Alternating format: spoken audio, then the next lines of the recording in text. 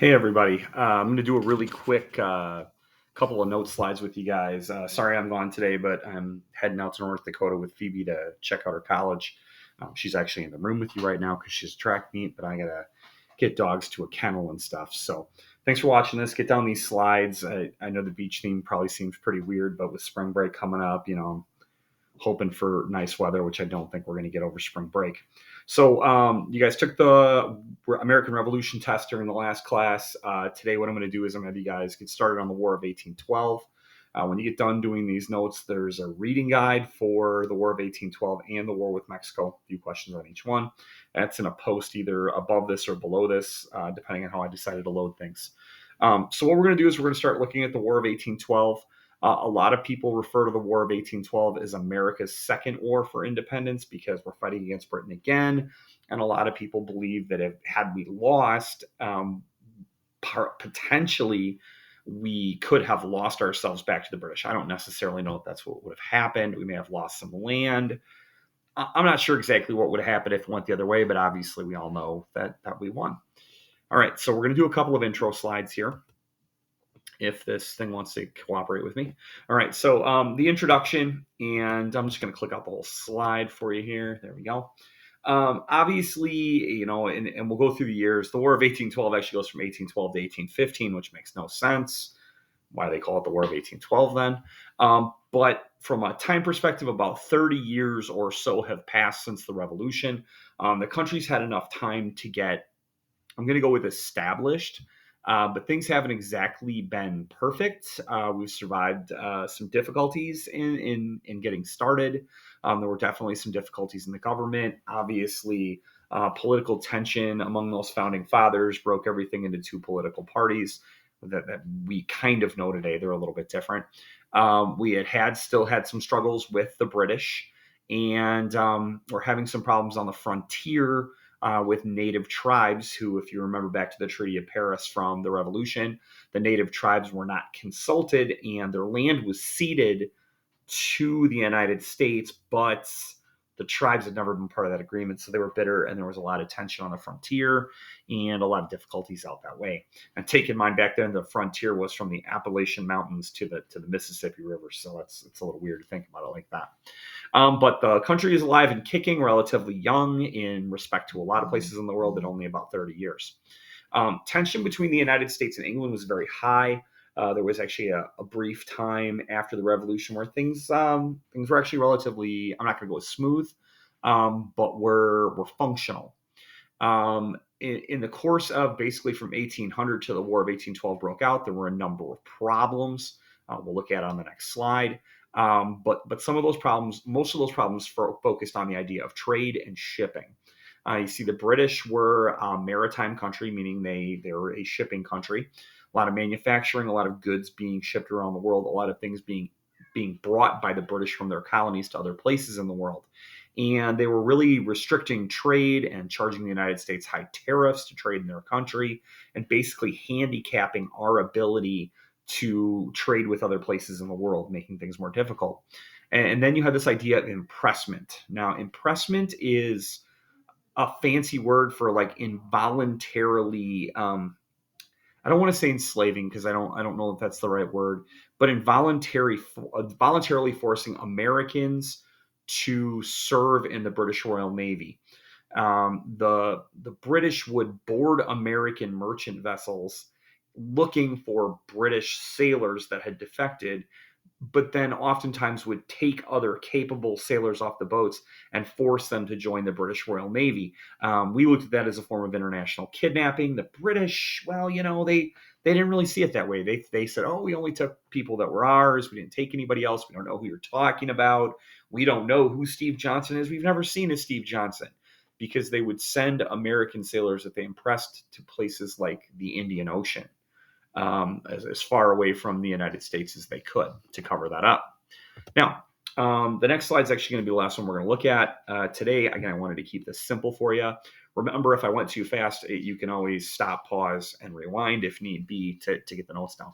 So the war and its causes. We're going to kind of do this one a little bit different. We're going to look at this kind of in a timeline-y fashion, but I want to do this simple stuff first as my black lab comes meandering into the kitchen. Hi, sweetie, you good? Okay. Wants to know who I'm talking to. All right. Yep. You can come. Yep. You can get pets. There you go. You get pets on your ears. All right. So the lore, like I said in the last slide, you might hear Sweetie grunting and groaning like a pig here. The war itself lasts from 1812 to 1815. Again, that's from the Declaration of War until the Treaty of Ghent. Good luck spelling that one until we get to the last slide. I bet most of you guys won't get that one. But a 3-year war. So obviously shorter in relationship than the Revolution, shorter than World War One, shorter than World War Two. It's a relatively short war. There are some really famous things that happen in it, not necessarily a lot of the battles. Actually, the largest and probably most famous battle of the War of 1812 actually happens after the war is over, which makes no sense, but we'll get to that another day. Again, it's called the War of 1812 because someone felt the need to mess with us. Now, causes. And there's a number of causes here. I kind of talked about one of them on the last slide. There we go. I'll get to that word that the toolbar is blocking down there in a second. But the main causes are the British restricting our trade. Again, high tariffs, not allowing us to trade with certain trade partners. In some cases, illegal blockades violating our rights as a country not at war. We'll talk about that again later in the semester. But the British, more or less, are acting like an angry, petulant big brother. They are not treating us well. They're not treating us with the full respect that a sovereign nation deserves. And so we felt that our rights as a sovereign nation were being violated. Remember, sovereignty means the right to make decisions for yourself, the right to choose, the right to do the things that you need to and want to do. We felt as though our trade was being dictated by another country, almost as if they were letting us govern ourselves, but at the same time, they were trying to dominate our trade relationships with other places in the world. We also had that issue with the Native American tribes on the frontier. Now, if you're wondering how does that tie back to the British, well, first of all, they screwed up the treaty. But second of all, we were starting to find that the British, instead of attacking us with arrows and hatchets and the traditional weapons that you would see Eastern Coast type tribes or Appalachian tribes have, the tribes were using muskets and rifles. And when we were able to defeat tribal groups, we found that the rifles that they were using and the muskets they were using were British issue. And so it became very apparent to us that through the Canadian border, weapons were being brought down to create issues on the frontier. Now, whether or not that was the British government doing that, whether that was Canadian citizens, British loyalists, no one seems to know for sure. But we do know, obviously, that we felt as a country that the British were somehow aiding someone that was attacking our country. And we very much at that time in history looked at these attacks from the frontier by the tribes as like terrorist attacks. Kind of unique way to view Native American tribes as terrorists along the frontier. However, that was kind of the viewpoint of 1800s America. And the last cause is kind of an isolated but big thing that happens in 1807, and that's an insult to American integrity, freedom, our spot in the world, called the Chesapeake Affair. Now, the Chesapeake was an American frigate. Again, we're still in the time of Pirates of the Caribbean boats here, guys. A frigate is a mid-sized boat, sail mast, relatively quick, small, light cannon type thing. It was attacked just outside of Norfolk, Virginia, by the HMS Leopard. Now, the Leopard was a fourth-rate British ship, meaning it's not a very great ship, but it was still very powerful. The American Navy is still pretty young.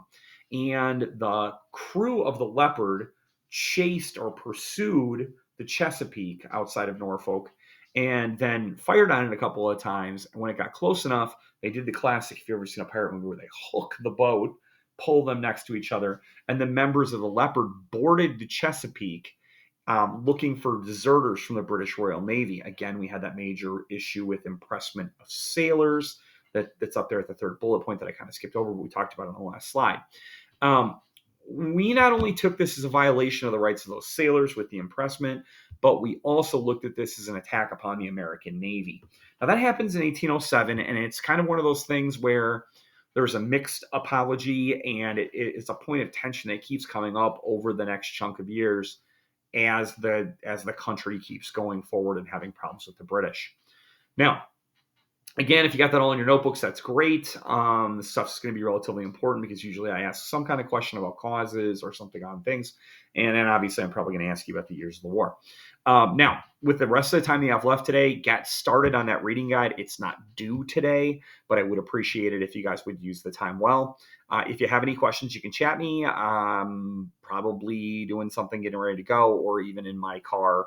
But please feel free to reach out if you need me. Have a great weekend. I will see you guys next week, last week before spring break. Again, reach out if you need me. Have a great day. Bye.